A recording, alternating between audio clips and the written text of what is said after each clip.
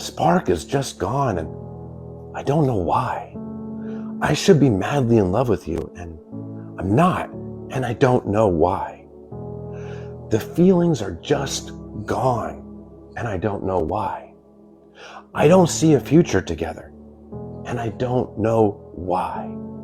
You may have heard these words from your avoidant partner, well, now your avoidant ex, when they ended the relationship, discarded you. And all they gave you were these vague excuses telling you that the feelings were gone and they don't know why.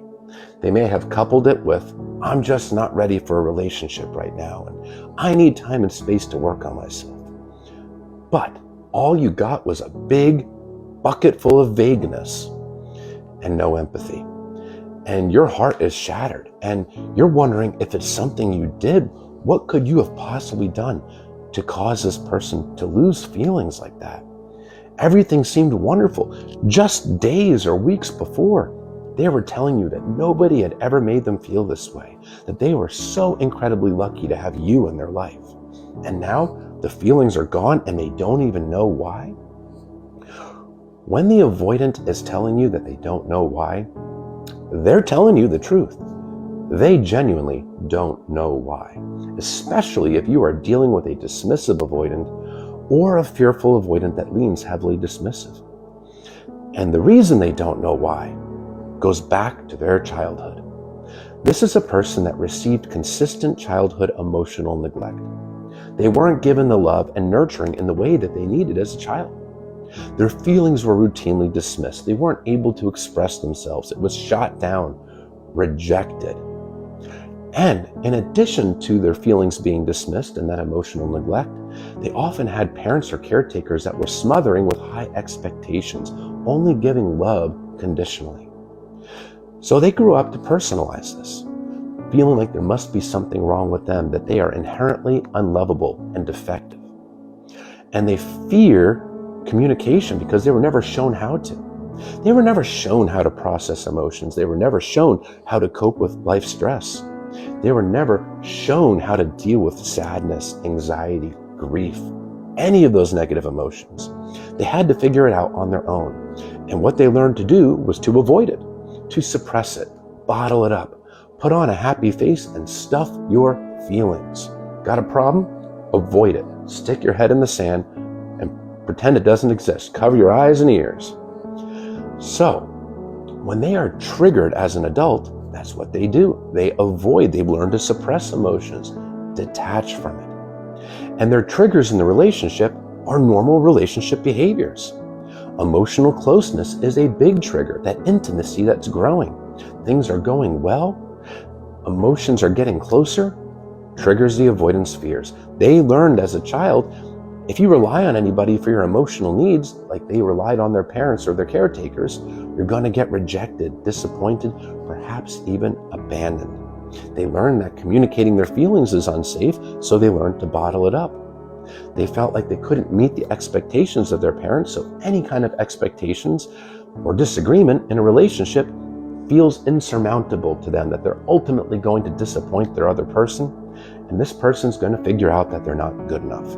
That's also why they have the walls up, because the walls are to shield them from being exposed as what they perceive themselves to be, which is unlovable, defective, worthless. So, relationship is going well, their fears get triggered, they deactivate. They take their feelings for their partner, they stuff them, they bury them. They don't even allow themselves to access their own feelings for their partner. And because avoidants avoid, this includes self-reflection. They are not self-reflecting on their feelings, their fears, or their insecurities. They are avoiding that. In the mind of the avoidant, self-reflection is too painful because it would mean taking accountability and processing emotions. And accountability is seeing where you've gone right, where you've gone wrong, taking ownership of that and seeing how you can do better. It's a normal part of growth. However, to the avoidant, it would confirm their own inner defectiveness. I did this wrong because I'm defective. Too painful, so they don't go there. So when they're telling you that they have these urges to leave the relationship and the feelings are just gone and they don't know why, they genuinely don't know why, because they are not self-reflecting. They're not reflecting on their feelings or fears whatsoever. They're only acting impulsively on them. There is no self-awareness. Think about it this way. If you have these urges and these fears and that are very powerful, but you refuse to think about them, you refuse to reflect on them, how can you possibly articulate them to somebody else in a coherent way? And how could you possibly know why you have these feelings if you refuse to analyze them? You can't. So when they're telling you that the spark is gone and they don't know why, they really don't know why. They think that there's something wrong with the relationship, or maybe they found the wrong partner. If this is the right person, that wouldn't feel this way, is the common thought process. But in reality, is that this relationship was going well, and that is why they got triggered. And the feelings aren't actually gone, they're just suppressed, they're buried. The avoidant blocked off the feelings to prevent them from growing any deeper, because deep feelings are scary, so they cut it off before it gets too deep, too profound, and too committed. And any kind of normal relationship behaviors can be the trigger of this, and they are completely unaware of it, thinking that, well, it's just that I met the wrong person, or it's just the wrong time, work is too busy, coming up with vague, surface level excuses that are based off of external things. Because when they are able to pin their fears and behaviors on something external, whether it's work, their partner, life circumstances, well, now they have an excuse and they don't have to self-reflect, because self-reflection is painful. So it's not a reflection of you. It doesn't mean you did anything wrong. It doesn't mean that you weren't good enough. What it does mean is that this is a person that has deep insecurities, fears of emotional closeness, is not currently able to maintain a healthy, loving, close relationship, and doing so is out of their current capacity. Could they change this? Yes, they could work on themselves. They could start to self-reflect, go to therapy, and really work towards becoming secure, but they would have to want it, and they'd have to be self-aware in order to do it.